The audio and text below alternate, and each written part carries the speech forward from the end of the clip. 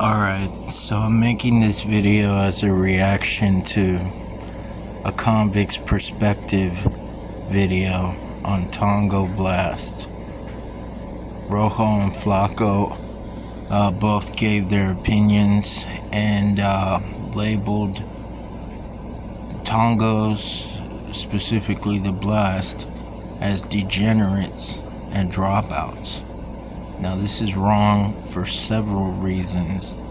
I can tell you right now that the Blast and all other Tangos are not degenerates nor dropouts, for the simple fact that they were never actual members of what in Texas are called FAMAs.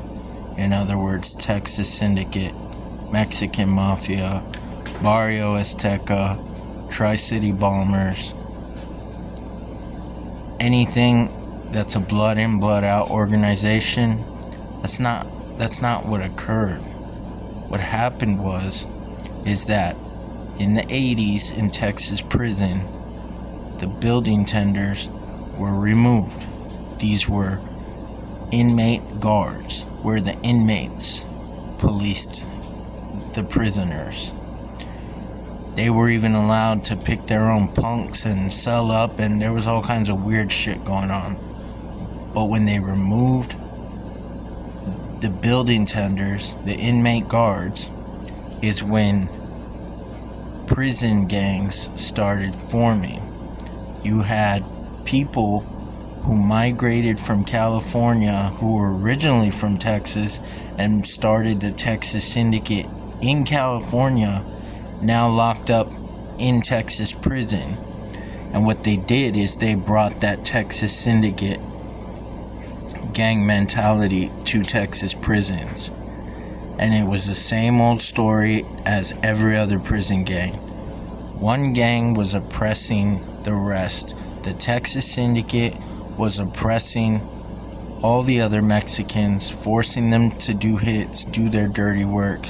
And that's when you got the Texas Mexican Mafia, otherwise known as Mexicanami, from San Antonio. They started to push back and went to war with the Texas Syndicate. Now, after a while, the fighting was no longer with the Mexican Mafia and Texas Syndicate. It was the Mexican Mafia and Texas Syndicate running the show for the people from the city of which they came from. In other words, so if you were locked up in Texas prison and you were from San Antonio, you were expected to follow orders of the Texas Mexican Mafia, Mexicanami.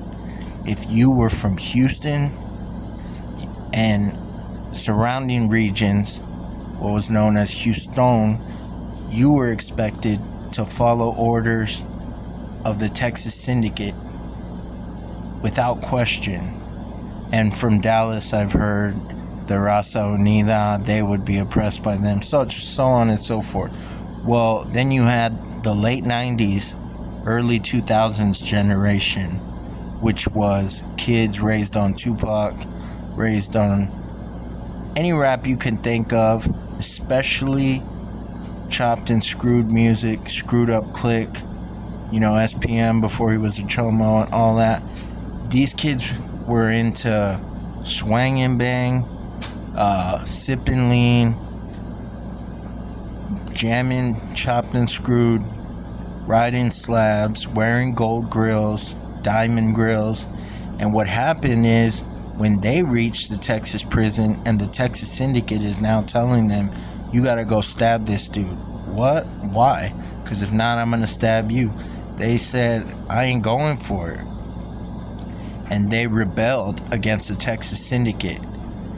Now, at this same time, it was mostly Houston, but you had 3 other cities that decided to band together with Houston. That was Dallas, D-Town, Fort Worth, also known as Foros, Austin, which is known as ATX, and together they became what's now known as Tango Blast, or the Four Horsemen. Now later on, you had Sananto, which were the Mexicans from San Antonio rebelling against the Texas Mexican Mafia, because San Antonio has and always will be the Texas Mexican Mafia's headquarters. It is till this day, but they don't have as much influence over the city. I mean, there's no possible way they could still charge everyone a dime, being that more than half the city is Tango Orejon now. But I digress. So they went to war with the quote-unquote FAMAs, TS, MA, any other blood in, blood out organization. They fought for their independence and actually came out on top and run Texas prisons to this day. Now, a lot of people think, they have a misconception of Tango Blast, that because a lot of the Mexicans blasting in Texas prisons were Bloods and Crips and GDs on the street, that's because the majority of their city is black. There are no SA gangs, there's no Sureños, there's no Norteños. Most Mexicans coming out of Houston were probably, if they were gangbanging on the street, were either 5 Deuce Hoover, 5'9" Pyru, 102 Pyru, 5'9" Bounty Hunter. In San Antonio, a lot of them joined Bloodstone Villains, Crockett Block Crips. So when they get to Texas prison, well shit, why not join the Blast? I mean, the Blast runs everything. They have the dopest tattoos. All of them are like superstars when they go back to their city. A lot of the young Mexican kids can't wait to go to Texas prison, get that star on them, get that spur on them, that palm tree, whatever it may be.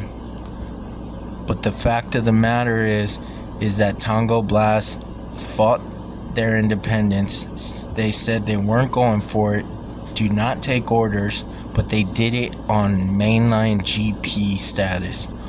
No SNY, they never went PC. And in Texas prison, actually, the main gangs that are what in Texas is known as confirmed, in California it's known as being validated, are the blood in, blood out organizations. So you have Aryan Brotherhood of Texas, Aryan Circle, White Knights, Texas Syndicate, Texas Mexican Mafia, Barrio Azteca. Those are the ones in SEG slammed down.